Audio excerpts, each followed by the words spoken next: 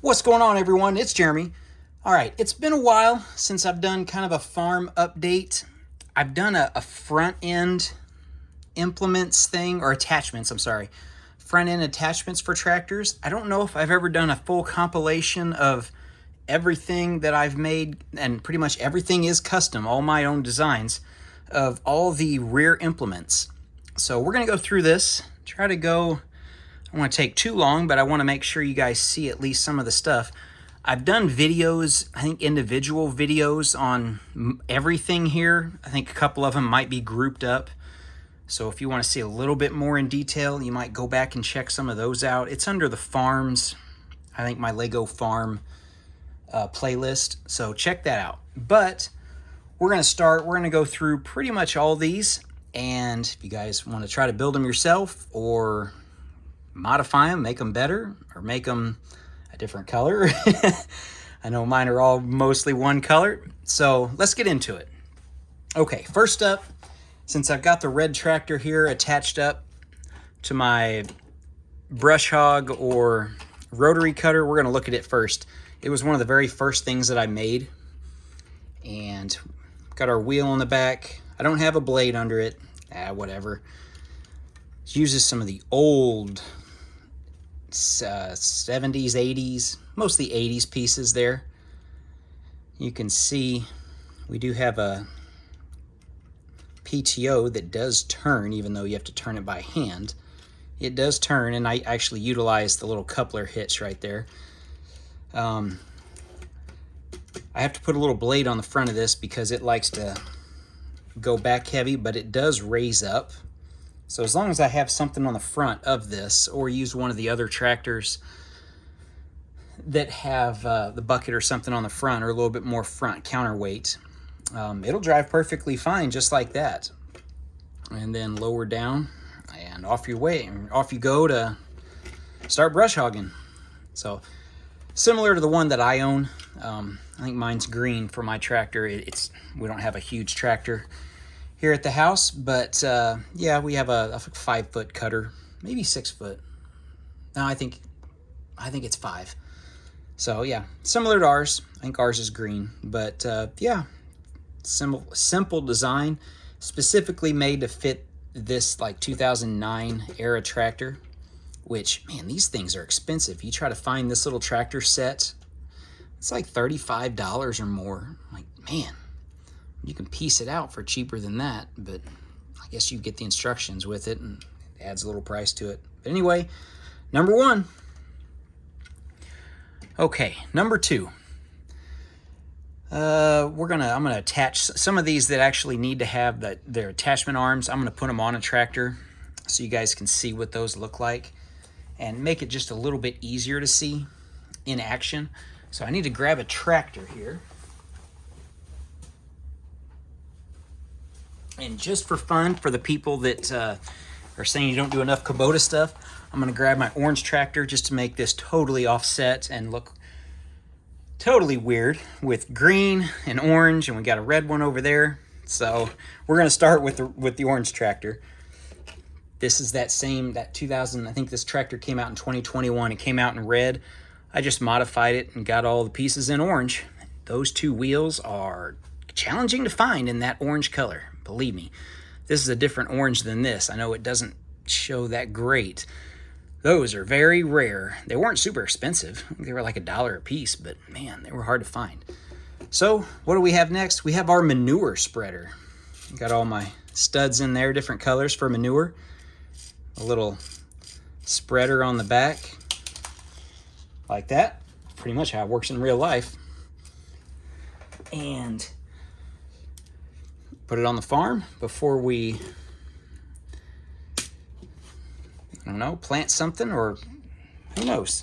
Trying to get some of the grass to grow before we start baling hay. But yeah, that's our little manure spreader. Most of it, you can see it's all studs on the side builds. Kind of use some brackets and stuff. I didn't want to just brick build it up. It made it easier, especially doing the plates right there around the wheels to make that work. On the back,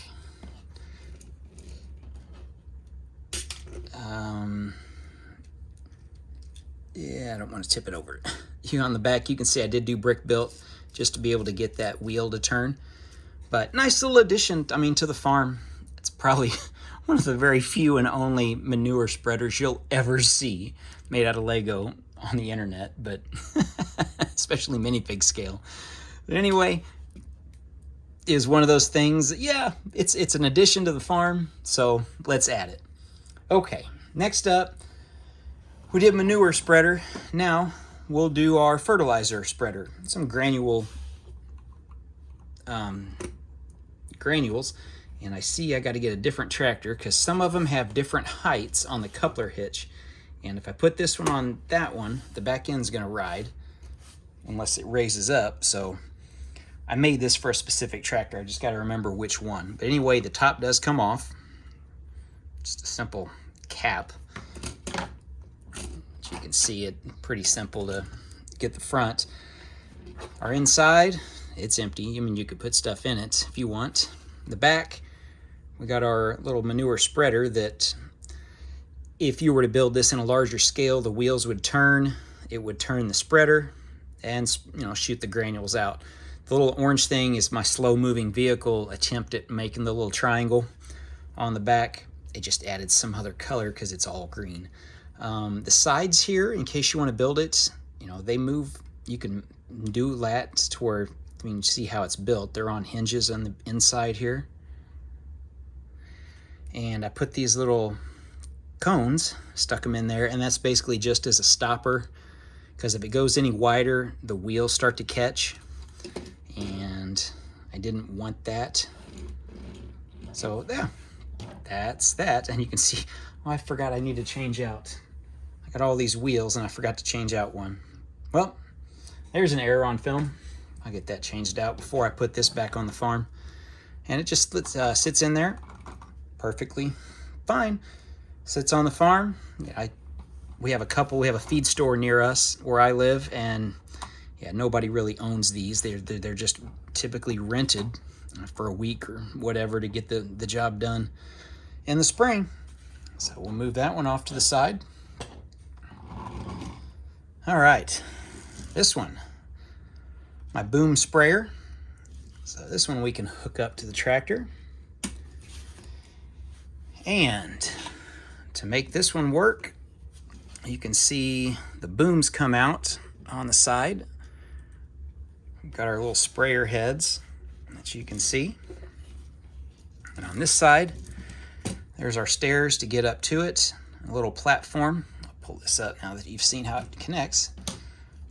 So the round thing, that's where we'd fill the tank, basically. That's what that's representing. A little bit of fencing, I'd say just use those for fencing. We've got our hose if we need to refill, or I think originally I used this when I had it connected to the tractor. Connected up here, and that's your hydraulic line. So, or power function, whatever, either way you want to call it. I may have tucked it under and brought it through that. Just like this. I might as well do it right if I'm going to film it. So, and I'll film it with the errors and stuff too, just so you can understand it. So maybe something like that, just to keep it out of the way. It just depends to be sure you have full range of motion. But yeah, power functions or hydraulics, whatever you want to call it, to be able to move the back end of it. So now I'm going to take the whole thing off and show you the back. Slow moving vehicle thing again. A little bit of lights. We've got our hoses coming out, sprayer heads here. And then when it folds up, we just fold it up like that for road travel or storage in the barn or wherever. Here's the bottom of it. This one turned out pretty good. I was really surprised at how this one turned out. The yellow really stands out. And I even managed to use a Duplo brick, which right at that angle you can really see it, but unless you were looking close enough, you may have not even noticed there was a Duplo brick in this thing. I actually could have used another one. So but there's our little work platform. Yep. All right, moving on. Next up, we have our hay rake or tedder. It spins. Those yellow, I think those are 6x6 I think those are called 6x6. I don't know if they're called hexagons or what they're called on Bricklink, but using the little levers, it works great. Little kickstand's about the only feature. This doesn't raise or lower. And when you move it, sometimes they'll spin. Probably not on this super flat surface, but across some studs, like the back wall there, they spin. Okay, next up, we'll do the Batwing mower. Now this one does have blades. And moved up for travel. We fold it down. I really wish I had another color other than white for those hinges. I really ought to get on Bricklink and get a different color. Green, black, dark gray, one of those, anything but white. But we've got our rods for our drive lines to each of our mowers. You got to have a little bit of, I mean, ideally those would go to there, but since this folds up, yeah, you got to have some give and take on it. Anyway, if you're mowing on a hillside or mowing on a ditch, yeah, they can be up a little bit. Our road department where I live, they have one of these big ones. I think it's 16 foot wide, 12 or 16 foot wide. I can't remember. But anyway, the 3 blades on the bottom, all of them turning. Yeah, that goes great with the little rotary cutter, the single one. You can see the size difference here, how much bigger it is. Okay, and if you guys have any questions about any of these, let me know. I can try to send you the link to some of the other stuff, or maybe send you something if you need to see a little bit more details on how to make some of these. Next up, my hay baler. This is one of my most favorite designs. I procrastinated forever on building this, and I don't know why, because I think it came out perfect. So there's 2 features on this. One, we've got our little intake thing, which you can see right here, and that does lower down. So when we're in the field, you can see the front wheel turning, and then, I mean, it doesn't move much, but you can see there's enough, which is really all there is in real life, to get that motion going. Okay, so you see a little gear here. Back end opens up. Oh, we need to put a hay bale in there. Let me grab a hay bale. All right, this is my custom hay bale. Custom is in it's a bunch of 6x6 round yellow bricks, or round yellow plates stuck together with that hole on the inside. There's a reason for that hole being there. It's so you can build a hay spike and pick this up. I've got several videos on different hay spikes, and we actually have one here. This goes on the back of the tractor. I know I'm going off tangent, but it fits on there. So the bigger tractors can hold 2 of these hay bales on the back. This one, I mean, this one will fit it. You just got to do a little alterations to the rear end, which I did that in a video too. So anyway, hay spike, that's what that is. So this pops in here. You can see the gearing. That one little weird Technic thing in there. Oh, this one's too wide. I forget how many studs they have to be. Okay, I think I just had to take 2 off. Okay, that fits in there. So we get our hay done. Okay. Oh yeah, and the other side is the same with the same gearing thing here. We pop that out, raise the end up. All we have to do is turn that gear, and it just rolls the thing out. So that's all that's doing, is just kicking the hay bale out, just like in real life. So I was really happy that I got a play feature out of that. And you can see it kind of closes flush across the bottom.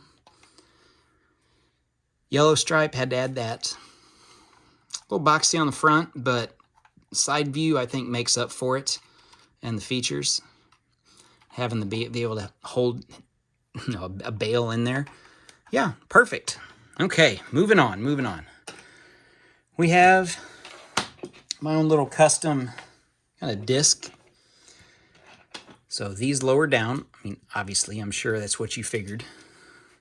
And I use some of the bigger hoses here for the hydraulics. The rear end one does raise and lower. So yeah, it covers a decent amount of area, but we can pop those up, move that up for transportation, plug that there, and then this, we can, as long as it doesn't want to tip over, which right now it does. Different tractors, like if you were to use this one, you've got all those studs on the back, you might as well utilize them. But anyway, that's the point. Or you can just like connect it to the bottom. But that's why the hoses are there. I think the hoses add a lot to this because it's a really complex piece of equipment that, yeah, doesn't look like it, but in reality it really is. I thought about making a larger one, like a double-sized one. But that's what I came up with, mostly just so I could transport it if I had them on the road or something on my Lego farm or city. Okay, down to two. Our sickle bar. So our sickle bar drops down, raises up. Let me grab a tractor so you can see what that looks like. All right, I had to grab a different tractor. Same era as this one. This tractor came out in around 2009 in a Lego set. It came with a little pig farm.